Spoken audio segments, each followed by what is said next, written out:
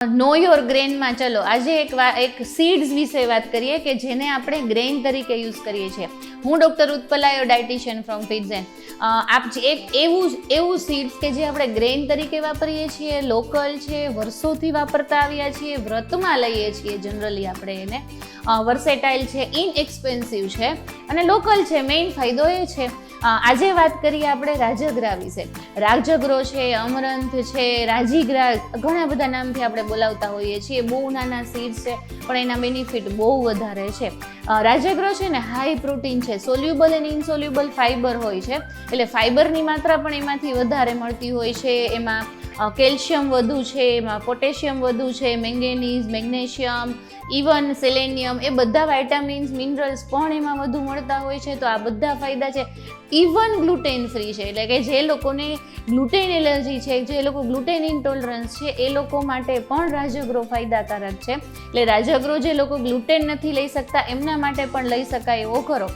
રાજગરાના બહુ બધા બેનિફિટ્સ છે. ચલો થોડાક બેનિફિટ જોઈએ એના.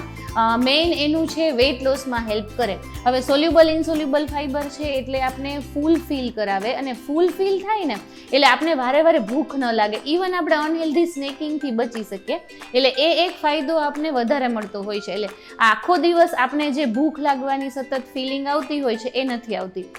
એ મેઇન ફાયદો મળતો હોય છે. ઇવન શુગર લેવલ કંટ્રોલ કરવામાં પણ એનો મોટો હાથ છે. ઇન્સ્યુલિન લેવલને કંટ્રોલ કરતો હોય છે. એટલે રાજગરો જે ડાયાબિટીક પેશન્ટ છે એમના માટે પણ સારો છે. બોન હેલ્થ પ્રમોટ કરે છે, એટલે કે છે ને તમને તમારા બોન મજબૂત કરાવે. રાજગરામાં છે ને કેલ્શિયમ વધુ હોય છે.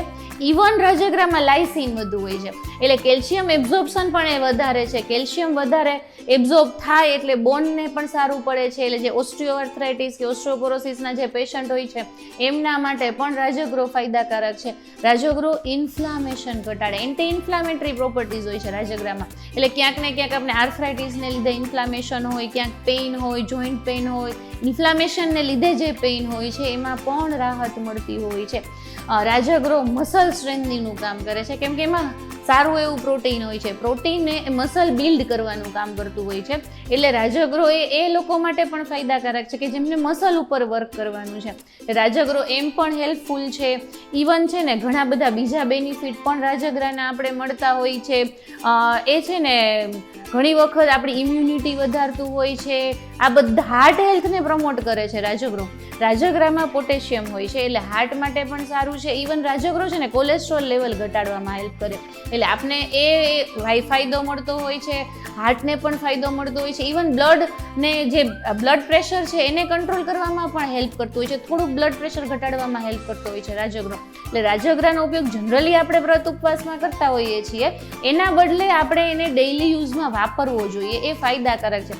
રાજગરો વાપરી કઈ રીતે શકાય? ચલો, રાજગરાના પોપકોર્ન બનાવતા હોય છે. ઇવન રાજગરાની ચીકી બનતી હોય છે જે કિડ્સને વધુ ભાવતી હોય છે. કિડ્સ માટે એ સારો છે. તો કિડ્સને આપણે ચીકી બનાવીને, કૂકીઝ બનાવીને આપી શકીએ. ઇવન રોટલી, થેપલા, પરાઠા એ બધું પણ બનાવી શકાય છે. ચલો મને એ જણાવો, તમે રાજગરાની કઈ રેસીપી તમારી ફેવરિટ છે? બીજો કોઈ ક્વેશ્ચન છે? Leave them below. Thank you.